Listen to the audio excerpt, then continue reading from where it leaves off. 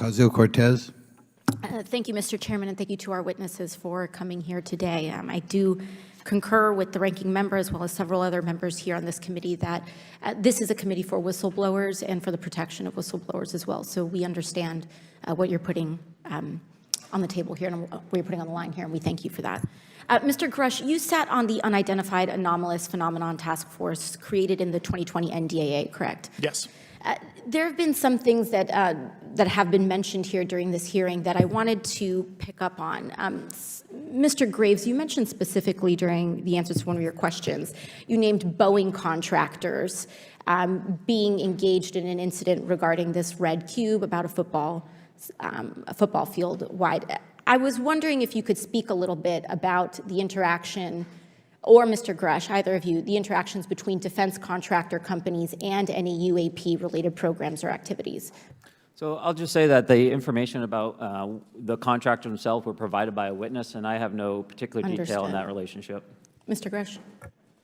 The kind of general unclassed wave tops, certainly the contractors, are the metal benders, so to speak. They're the ones actually doing specific performance on government contracts. Are they required to issue any disclosure regarding UAP sightings, or do they engage in any reporting around this? In terms of the contractors, yes. Not that I'm aware of. They do not.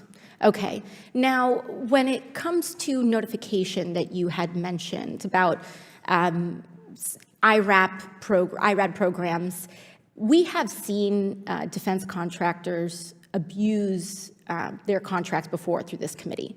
I have seen it personally, and I have also seen the notification requirements to Congress abused.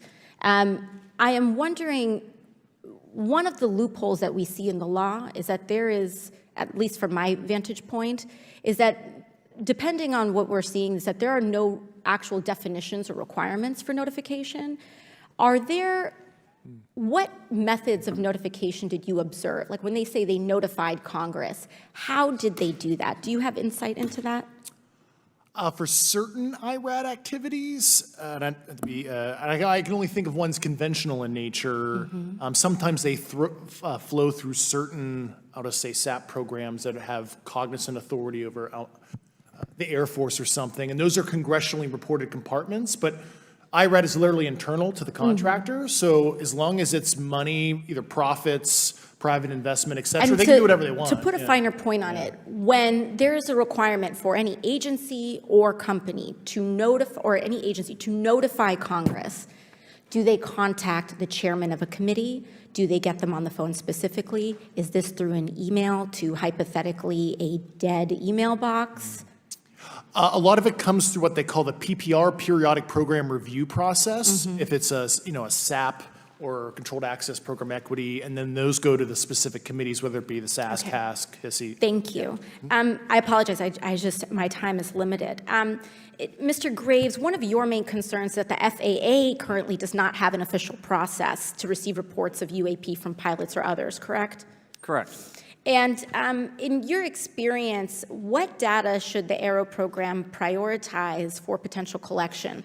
We have, location, date, time, but are there other specific characteristics that should be included in these reports? Certainly. I think that there's two categories that would be important. One would be kinematics and understanding the specifics of how the vehicle or objects are moving. And the second would be a more zoomed out approach of being able to look at origin and destination before the incident, as well as getting a better contextual understanding of how these objects are interacting with each other. Thank you. Now, because I only have a minute left, I apologize, we only have 5 minutes today, but for the record, if you were me, where would you look? Titles, programs, departments, regions, if you could just name anything. And I put that as an open question to the three of you. I'd be happy to give you that in a closed environment. I can tell you specifically. Thank you. Commander Fravor?